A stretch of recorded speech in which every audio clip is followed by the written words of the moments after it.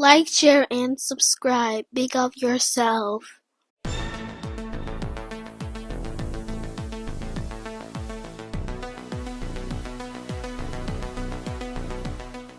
Bless up, ABR family and viewers. Welcome back to the channel. It's a girl and Isabel Rose. And in this one, Director of Public Prosecution says that the SSL multi-billion-dollar fraud is still outstanding, a critical piece of evidence. As well as the Director of JAMP reminds us that we the people have the power. Stay tuned for the details at hand. Don't forget to like, share, and subscribe to the channel. Notification shout out goes to Pat W. Big up yourself, my sis. Thanks for the continued support from each and every one. And kicking off the first segment is the multi-billion-dollar fraud at the Stocks and Securities Limited (SSL) that was uncovered 2 years ago in January 2023. Where over 200 clients, including icon Usain Bolt, have lost their money, their investment in this SSL fraud. We note initially after the fraud was uncovered that only one person to this date have been arrested and charged, and she goes by the name of Jean Panton, who was a financial advisor at SSL. And there was a takeover by the FSC, and then a battle ensued between the trustee of SSL and the FSC, where the trustee, Kadian Campbell, was given, to oversee the latter runnings of SSL. And the FSC wants to take it back to the court to appeal so that they can control the whole SSL. We learned that it could cost creditors $685 million to administer the whole SSL saga. And at one point, they had gotten $1 million from some insurance overseas, and none of the clients got any of that $1 million. And back then, at one point, DPP Paula Llewellyn hinted that she has 3,000 pages of paperwork on her desk to go through in order to make more arrests. And fast forward to now, 2 years after the multi-billion-dollar fraud at Stocks and Securities Limited, she's saying a critical piece of evidence remains outstanding, which is hindering its ability to complete its review and issue a ruling. Can you imagine, after 2 years, after they gave us their word, they fought tooth and nail to bring back Paula Llewellyn over an unconstitutional second extension. And this is what she's coming back to tell us. Right? She spoke out in an interview with the Gleaner and says, despite significant progress in analyzing the case file, one crucial element is still missing from the Financial Investigations Division, preventing prosecutors from being best informed to make a decision. She quoted, "Just yesterday I got sight of a letter, a response from FID to about 10 to 12 items that had requested in writing. Certain outstanding material has been obtained and is being transmitted to us, and there were 1 or 2 other things that they were still in the process of obtaining." She emphasized the importance of the missing material, explaining that without it, the Office of the DPP is unable to complete its assessment. From my information from the team of 4 prosecutors dealing with the matter, unless we get one critical aspect of it, then we are not put in the best informed position to complete our consideration. However, when asked, she declined to state which document is missing or outstanding.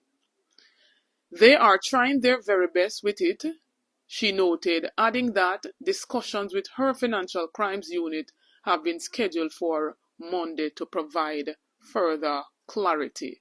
And the head of the investigation's financial crimes law enforcement entity, Keith Darien, states that the FID is working on providing additional evidence.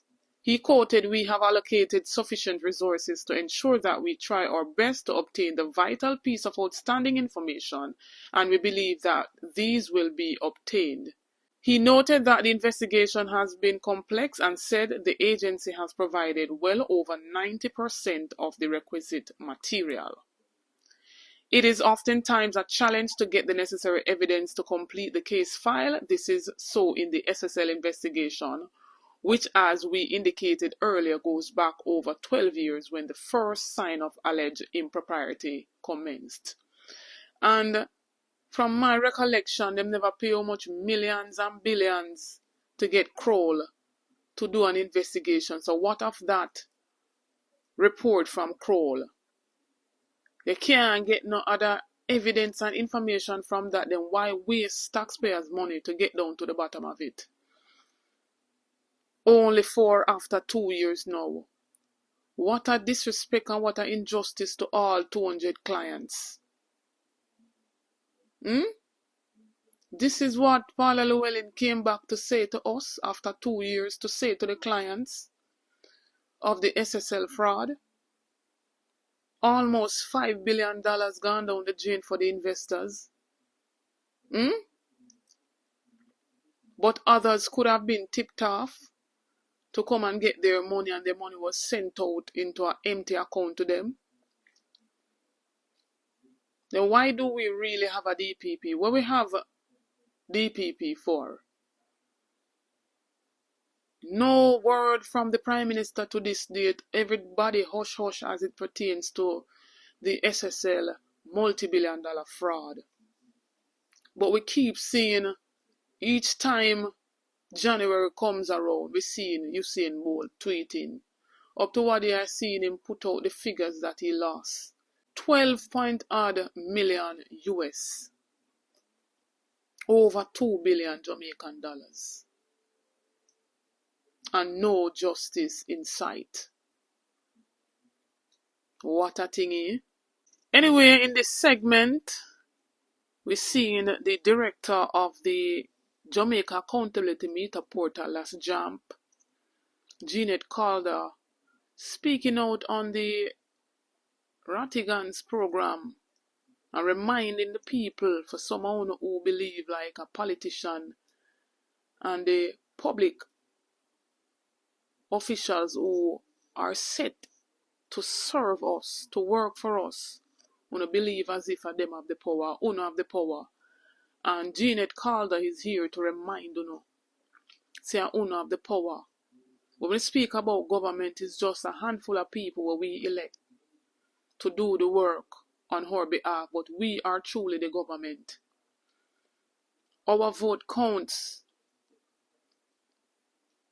Our opinion counts. And when you believe as if them not listen, you need to take a stance and talk out. Not just a citizen of Jamaica.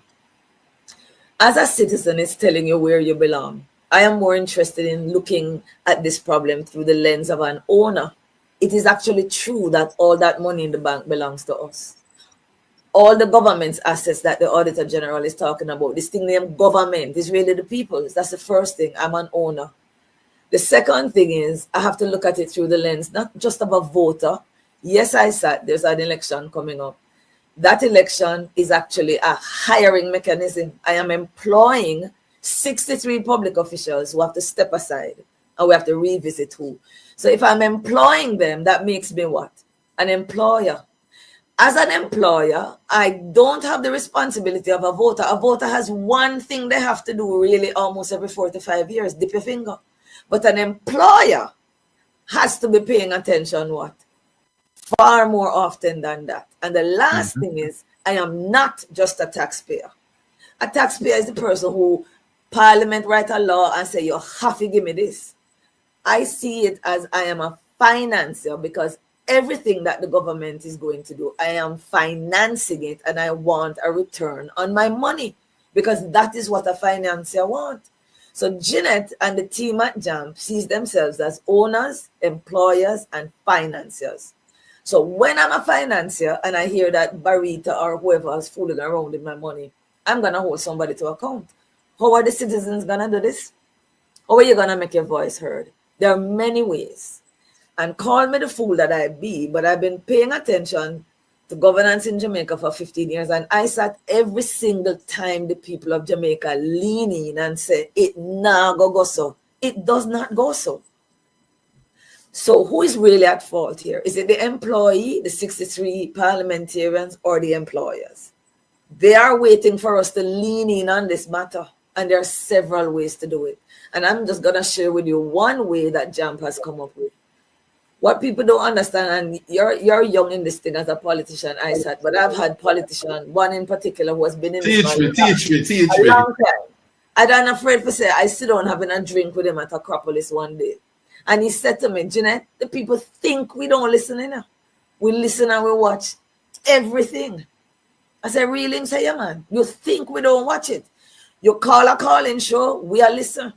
You write the editor, we are listening. You only think we're not listening. So I'm saying to the Jamaican people, find any way you're comfortable to raise your voice.